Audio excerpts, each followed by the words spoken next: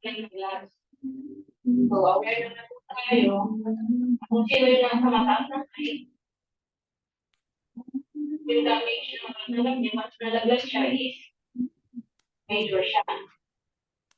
And worse, ay magpulot pa siya ng pagpamatay. Okay. Mute mo na lang yung speaker mo sa'yo. Sira yung speaker mo. Hindi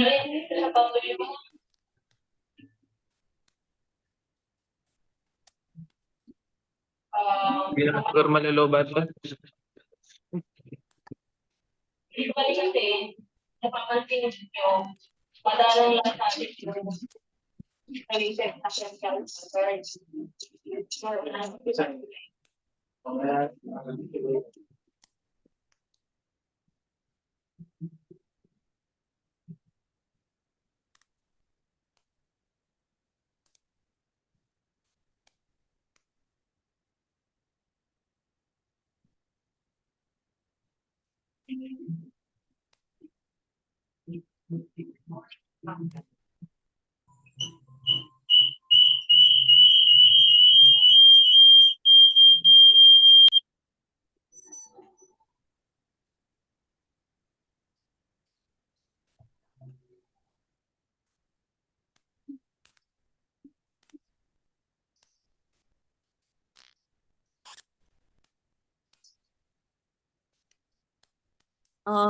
Hello po, good morning.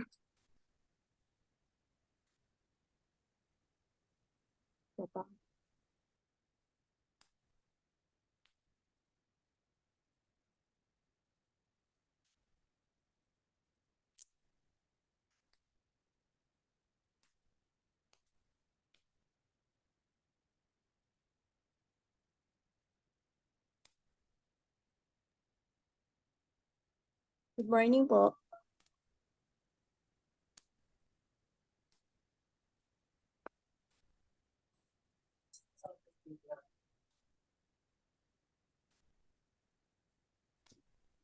Maya Papa. Hello, sir.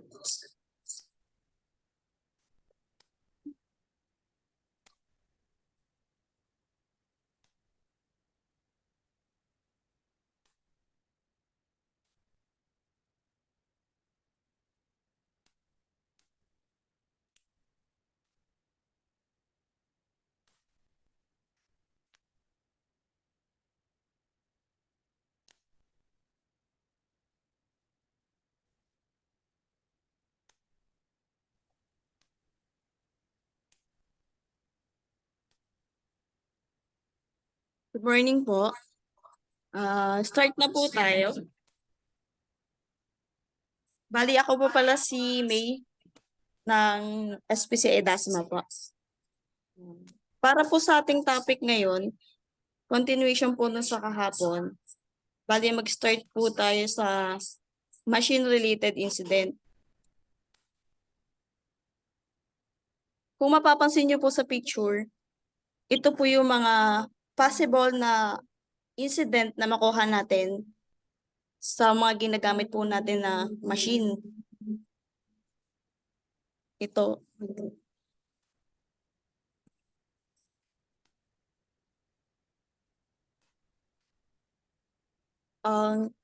Under po nitong topic is yung mechanical hazard. Pag sinabi pong mechanical hazard, ito po yung mga moving parts. Kung makikita nyo po sa picture, yung may mga arrow po na yellow, yan po yung rotating, yung umiikot na pulley na possible po na maka-ipit or maipit po tayo dun sa machine na yun. Ito po yun, can catch body parts in this pulley. Same lang din po dito, parts rotating in opposite direction. Then, meron po dito tinatawag na knee points. Ito yung knee points po is yung any points wherein it is possible for a body part to get cupped. Yun nga po. Yung umiikot na yon, Yun yung possible na doon mangyari incident, lalo na kung hindi tayo aware po. Ito din po, same lang din. Rotating yung fixing.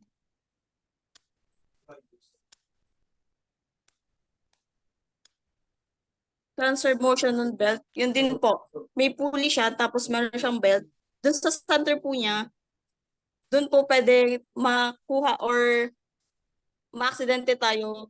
Kunyari po yung kamay natin, di tayo aware na nalagay po pala natin in the middle. So, possible na maipit po tayo. Causing incident, which is pwede pong maputol or mabali yung kamay natin.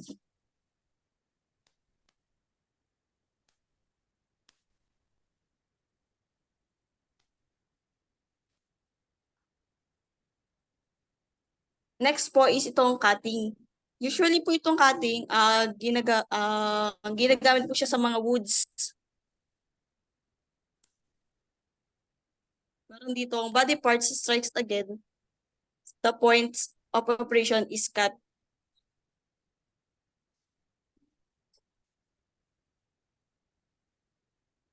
Then ito ang reciprocating machines po. Ito yung mga ginagamit sa pag-bend ng metal or punch po. Then meron din po tinatawag na shearing. Itong shearing po is yung may mga blade, which is possible din po na yun po, maputol or madali yung kamay natin kung hindi po tayo aware dun sa, kung hindi tayo aware dun sa surroundings natin. Then, something flying from the machine. Ito naman po, yung cuts from flying chips or scrap metal. Napapansin niyo po kapag, kapag may nagkakat po ng metal sa atin, kunyari po may nagpapabricate. Kung wala po tayong safety o wala tayong PPE na gamit po, lalo na sa mata natin, possible po na yung mga chips or yung mga small metal po pumasok sa mata natin. Same din po dito sa burns from sparks, lalo na kapag ginagamit natin yung mga cutting tools or grinding tools. Ito din po, machine malfunction. Yung, kung mapapansin niyo po sa picture, nakat po yung disc. So, if ever po no walang guard yan, possible na dun sa taong gumagamit ang tamaan yan. Ito din po, electrical failure. Electrical failure naman po, possible po na sira yung kable or mataas yung voltage po nung outlet, then hindi siya compatible, pwede po siyang masunog or sumabog po. Ito naman po, workpiece movement. Yung nga po yung nip point, yan po yung tawag dito. Yan yung sa kamay po na pwede po, kunyari nagkakat tayo. Since gamit natin yung kamay, wala tayong safety gloves, pwede po yung kamay natin yung madali doon sa nip point. Same din po sa cutting. And pitch point po. Tapos ito po, tulad din po doon sa kahapon, risk reduction. Kapag may hazard po and exposure, possible po yung risk. Same with accident and harm po. Bali, meron pong mga materials or safety measures na ginagamit para po maiwasan natin yung contact sa energy hazard from machines. Number 1 po is high-tech feeding and injection methods. Bali ito, ini-eliminates or minamaximize yung human intervention. Kung mapapansin niyo po sa picture, ito is hindi na masyadong kailangan ng mga human po. Hindi na po yung tao yung kailangan na magmamanual o mag-ooperate po.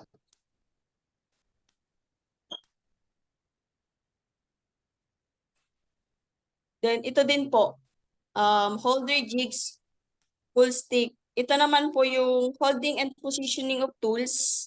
that reduce contact with point of operation. Yun nga po, tulad doon sa kanina, kung mapapansin nyo, yung kamay nila po, yung nakalagay doon sa malapit siya sa nipping point. Ngayon, ito po mga tools na to, ito po yung ginagamit para mawala or malesen yung direct contact natin dun sa dun sa hazard po na ginagawa natin. Ito din po, bison clamps. Holding tools that prevent workspace movements. Itong vice po, used to place object which perform different tasks. Ito po. Bali, ito po yung kumbaga, example po, may kakat tayo na materials or bakal po. Sila po yung nag-iipit para po hindi gumalaw. Kasi if ever nagagalaw po siya, possible na tumalsik or sa atin diretsong tumama yung mga yung mga kinakat natin. Tapos ito guards po. Barrier that prevent access to danger areas of the machine.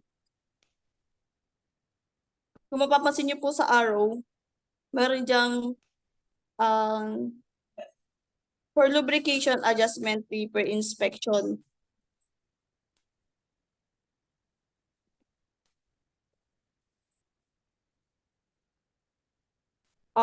Sabi po dito, the only opening should be for lubrication, adjustment, repair, and inspection. So, dito sa machine na to, bubuksan natin siya kapag kailangan lang po siya ng maintenance. Then, ito din po, supplier installed guards. Nakanote po dito na wag daw tatanggalin or i-alter yung mga guards po tulad nitong cutting disc po. Kasi nga po, possible na habang nagka-cut ka, tumalsik po yung disc or maputol, magkakaroon po ng incident po if ever na tumama sa atin yung mga parts na yun.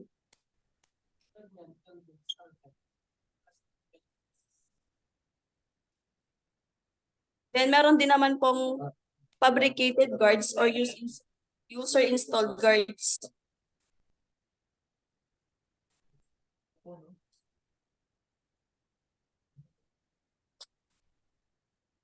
Tapos ito naman po, requirements sa fabricated machine guarding. So dapat daw po is adequate to prevent contact with moving parts of the machine. So tingin niyo po, ano po yung mali dito sa unang picture po?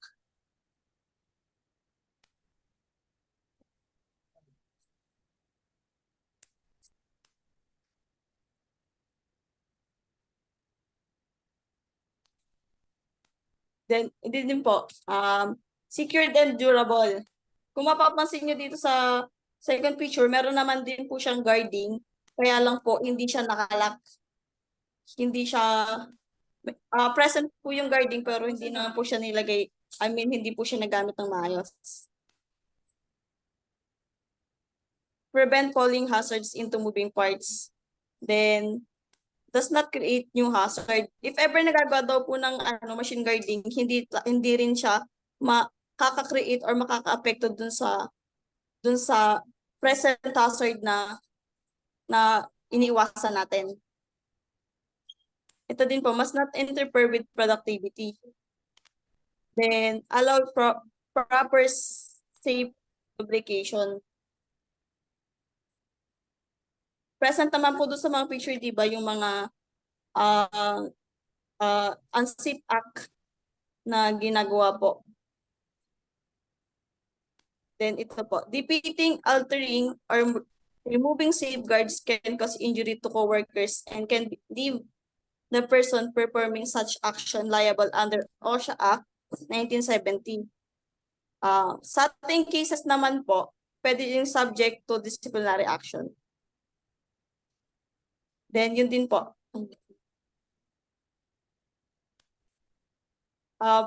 If ever naman po na kayo gumagamit at alam nyo na unsafe or damage yung guards natin, pwede po tayo mag-report immediately sa mga superior natin. Ito din po, location or distance safeguard. Positioning dangerous part of the machine so they are inaccessible during normal operation. Bali, pag sinabi pong inaccessible, so unreachable or hindi po siya maabot. Kung hindi naman po kailangan nitong mga parts na to, so itabi na lang po muna para hindi na maka-apekto dun sa current na operation na ginagawa natin. Safety devices. Under nito, meron po tayong e-stop, tripwires, two-hand control, and presence sensing. Stop the machine if somebody is in danger. Restrain or withdraw hand in the danger. Required both hands to be activated and provide the barrier synchronized with the operation.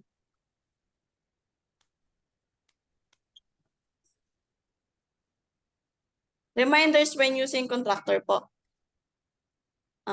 Process owner controls the facility or area that not the contractor. So, ganito po. Kunyari po, magpapagawa tayo ng warehouse or meron tayong ipapa-improve. Example po is yung bubong.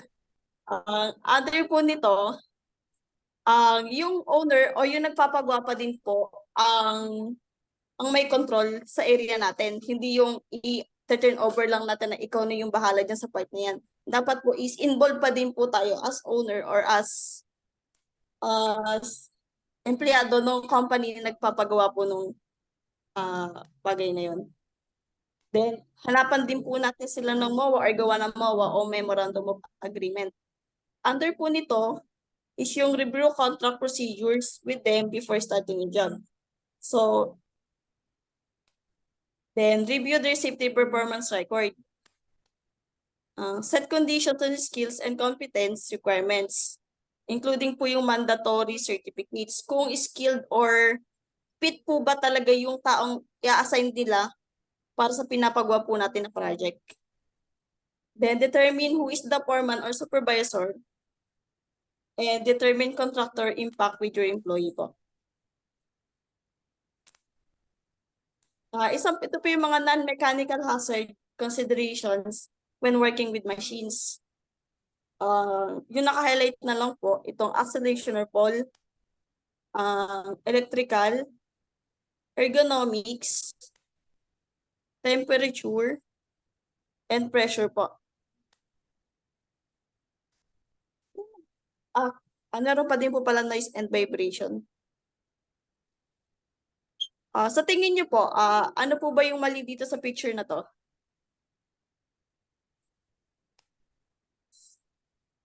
Anong klaseng hazard po kaya siya?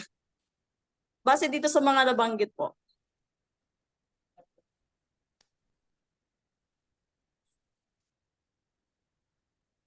Yan po, electrical hazard po yung present dito sa picture na to.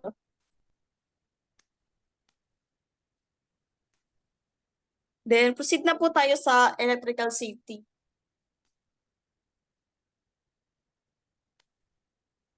In electrical safety naman po, ito yung mga possible harm na mangyari sa atin kapag nagka-contact tayo with electricity. Given naman po ito, yung fire, sunog po. Kasi usually, halos lahat po ng cause ng sunog is electrical, electrical harm po. Then, itong shock, yung mga na kuryente ka po ba? Parang ganun. Then, pulse. Yung pulse naman po, if ever nasa mataas na part ka ng ginagawa mo, tapos bigla kang na kuryente, possible po na yung voltage pumunta sa katawan mo, then mashock ka, then mapol po. Then, ito din po, burn o masunog. Kung medyo malakas po yung voltahe ng kuryente na napunta sa atin, possible po na magkaroon tayo ng burn. And lastly is electrocution po or mag-cause po ng death sa atin. Ito po, meron po ditong video.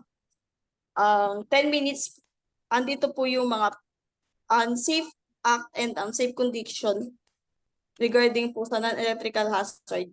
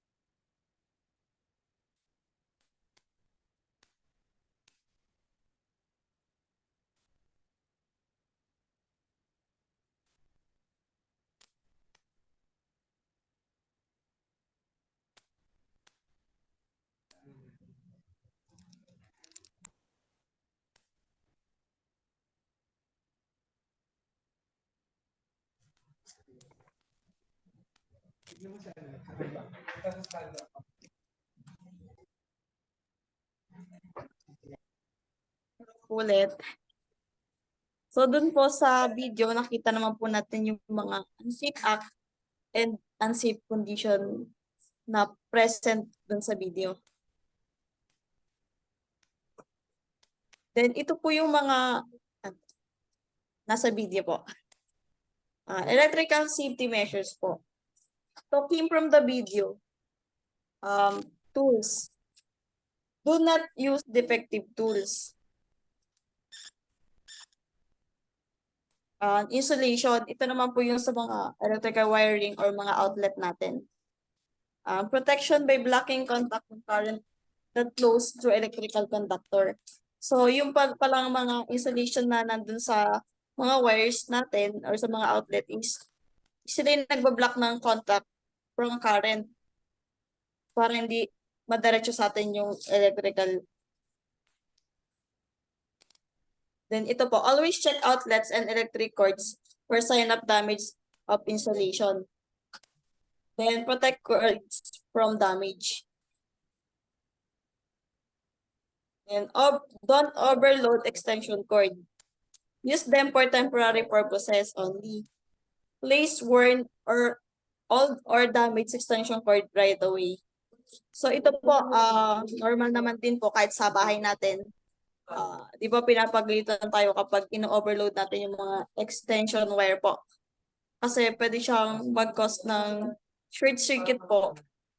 Pwede maka-apekto sa mga appliances or possible po, pwede din siya mag-cause ng sunog po. Keep electrical panel closed. Protect electrical component and wiring from wearing and damage. Keep obstruction for maintenance and emergencies.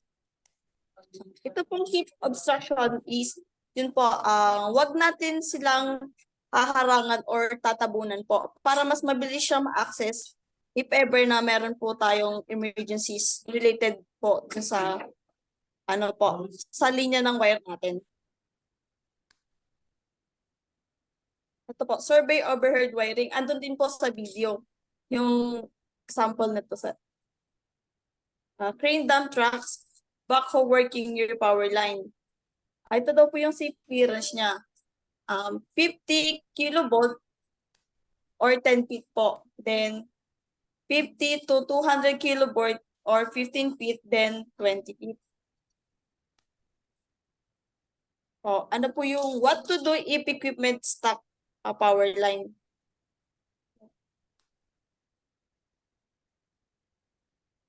What to do if equipment stuck a power line? Basic.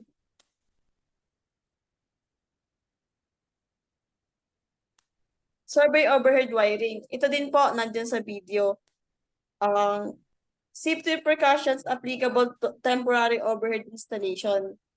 Ito po yung sinasakyan niya, yung kung mapapansin nyo, dito din ginagawa yan kapag nagpuputol sila ng puno or nagtatanim po na mas malapit sa mga electrical wire, lalo na doon sa mga linya ng Meralco. Then, safe distance from power line or from equipped tree that fell over power line. Meron, dapat po is 10 meter or 33 feet to 32 meter to 102 feet. Ito po, survey height then power lines. Yung po yung mga nakalagay sa wall, tapos underground electric lines or excavation permit. Tapos stray dry when working with electrical components. Wet works environment, keep hand dry, hands perspire, use gloves. Yun nga po, kapag daw po namamawis ang kamay natin, kumapit tayo ng applicable electrical gloves. Then, change damp clothes.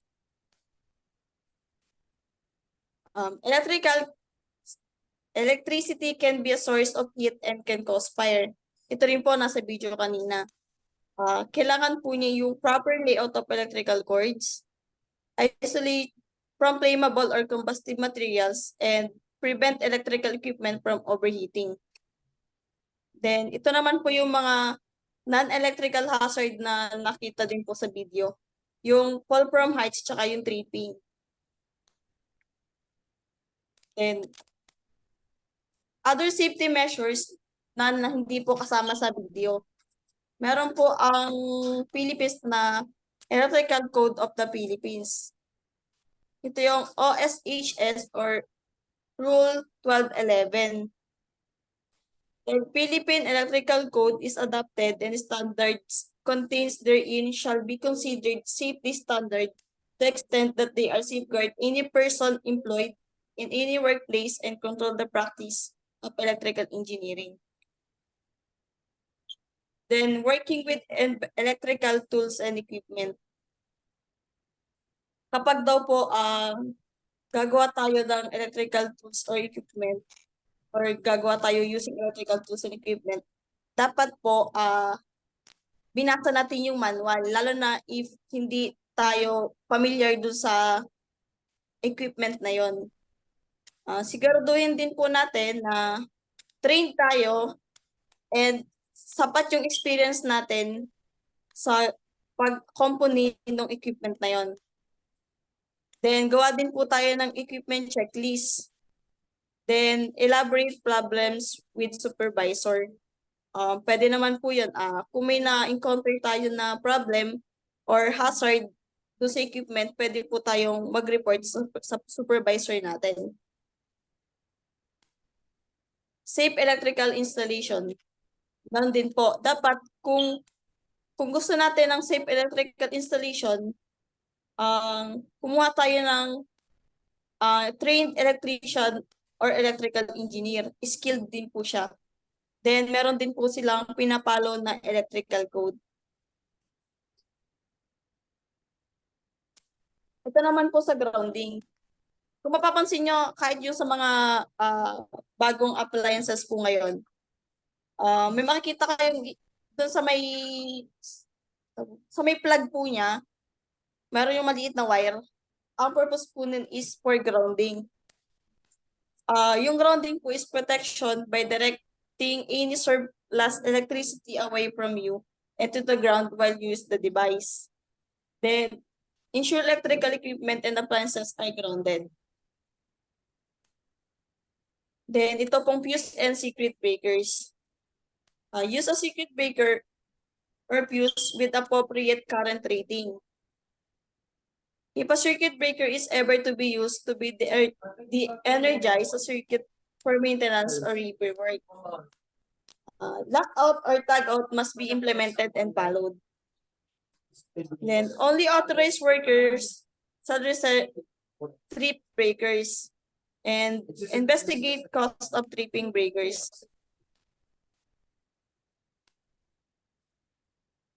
Ground fault circuit interrupter or GPCI.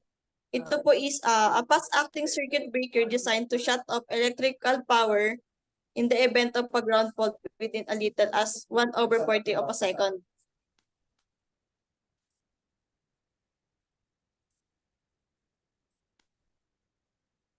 Ginagamit po ito especially on wet locations or outdoors.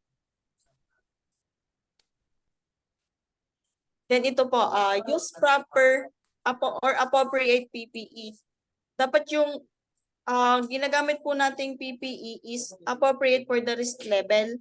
Then tested and approved po siya.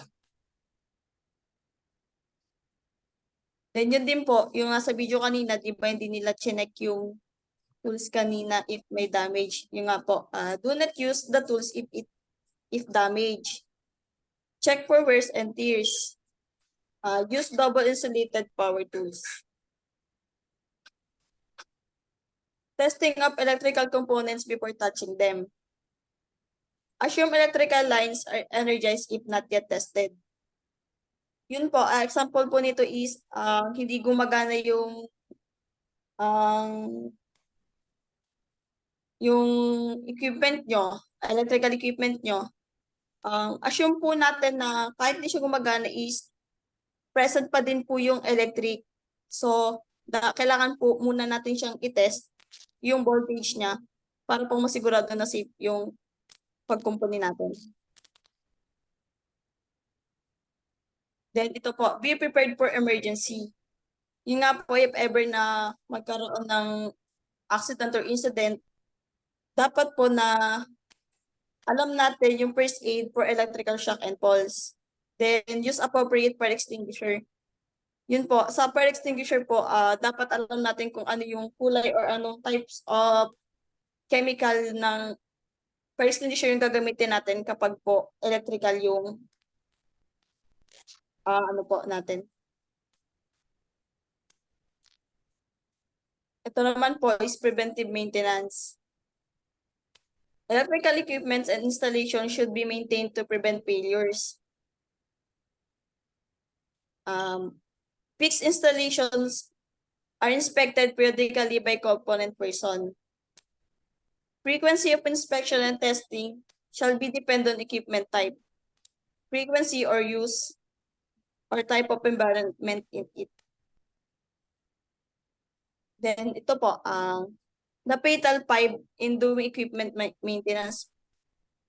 Pag sinabing fatal po is possible po ng cause ng death.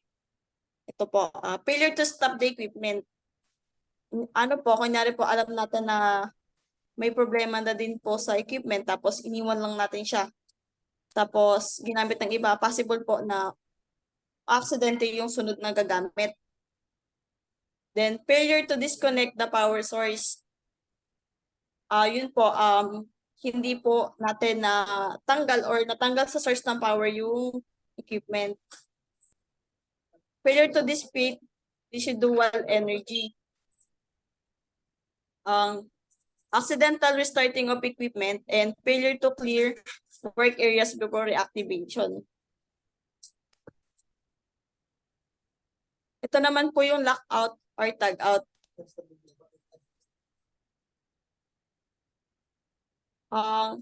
Sa paggamit po ng lockout tag-out, kailangan natin na alam yung equipment system. The energized electrical circuits for machines and electrical maintenance.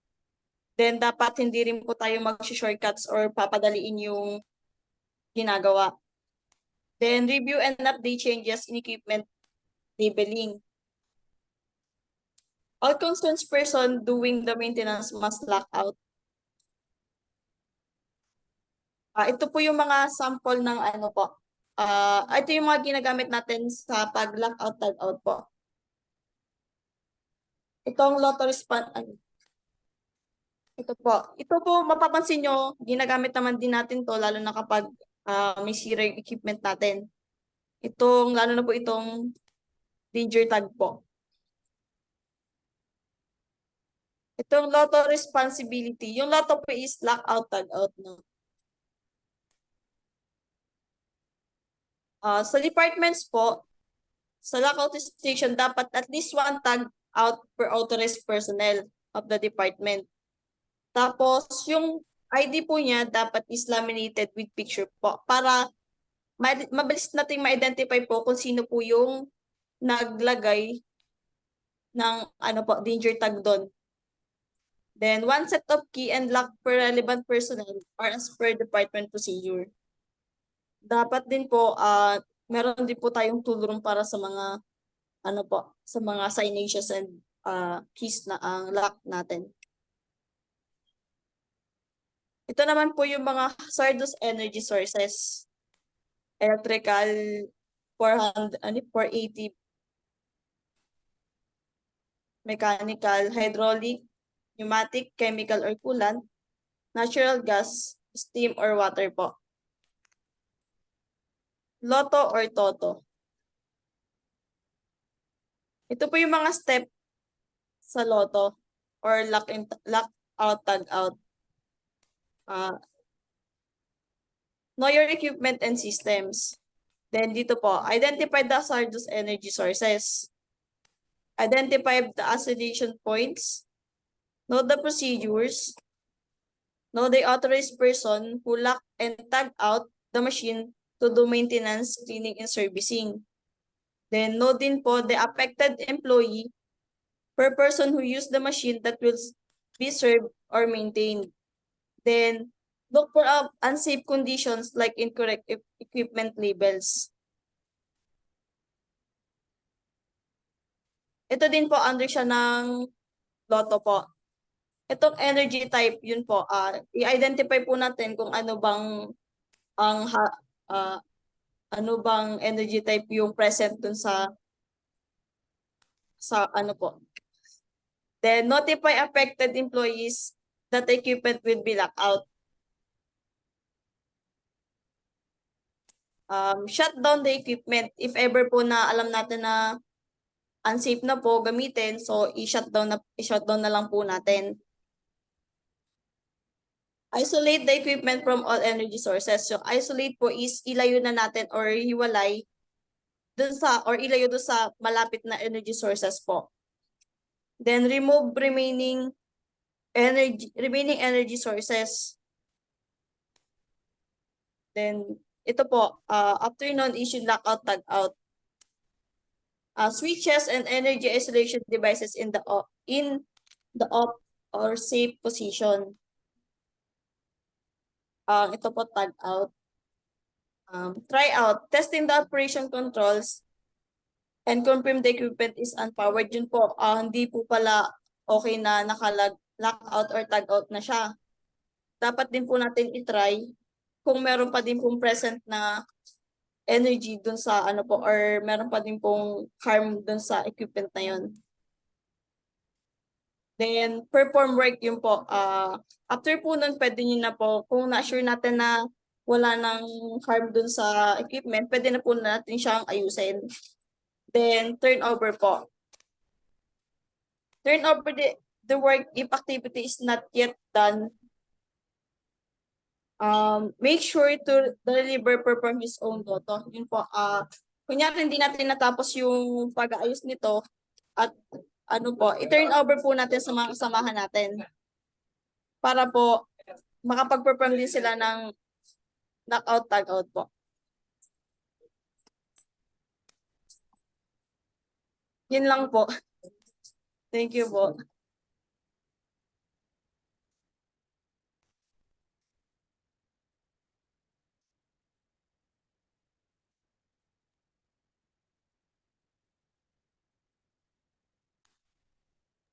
Okay na po.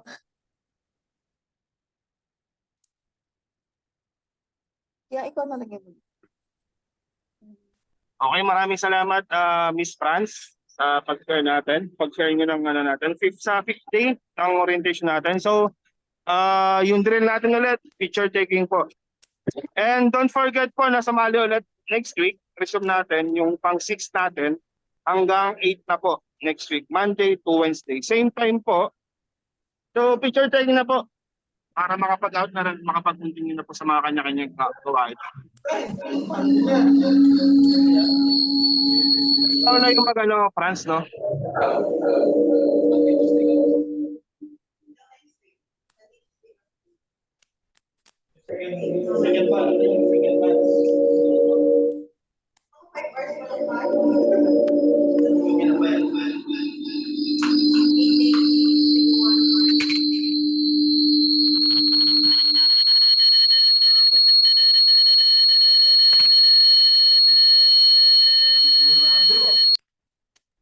Paon na po ng camera natin.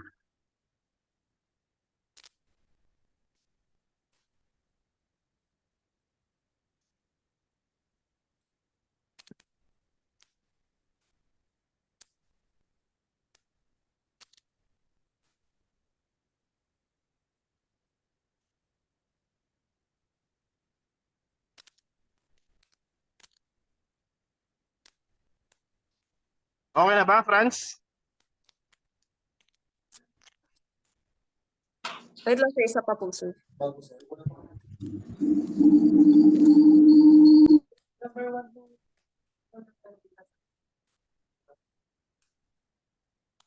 Okay na sir. Okay na po. Salamat, salamat. Sir. Tapos na pala nun, hindi mo na nagbilang.